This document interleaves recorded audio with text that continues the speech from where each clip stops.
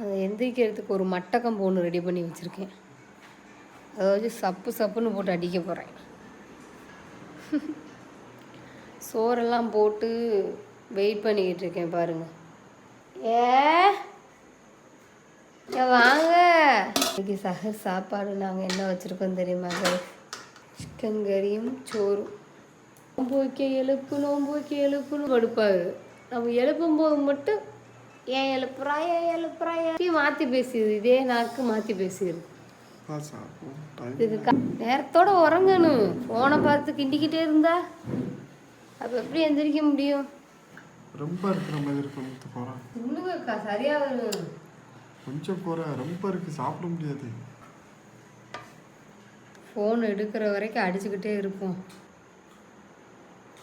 எப்போவுமே இந்த சஹர் டைம் வந்துடுச்சுன்னா எல்லாரையும் எழுப்புறதுக்கு ஃபோன் அடிக்கணும். எந்திரிச்சிட்டாங்களான்ட்டு 5 ஃபோன் அடிச்சுட்டேன், இன்னும் அட்டன் பண்ணலை. பிரியாணி ஏன் வேணாம்னு சொன்னியே? செட் ஆகுது.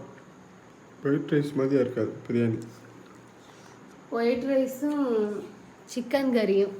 ஆனால் நான் என்ன சாப்பிட போகிறேன் தெரியுமா கைஸ்? தண்ணியை ஊற்றுறேன், தயிரை போடுறேன். தயிர் எடுத்தாம்மா வழி இல்லை கைஸ். நம்மளுக்கு சிக்கன் சாப்பிடணும்னு தோணலை. நைட்டில் யாராச்சும் இதை சாப்பிடுவீங்களா? சுண்டக்காய் அப்படி மேலே போட்டு, சுண்டக்காய் இப்படி 2-3 வச்சு சோறை கையில் எடுத்து,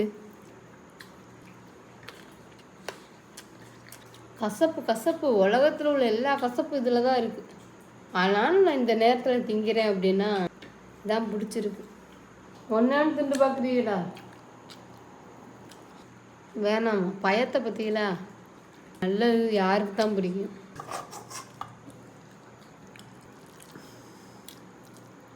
காலையிலேயே இறச்சி இது பண்ணாமல் சேச்சி யாருக்காவது கொடுத்துருங்க. இது எங்கள் அம்மா தான் சொல்லி தந்துச்சு, நான் சொல்லலை.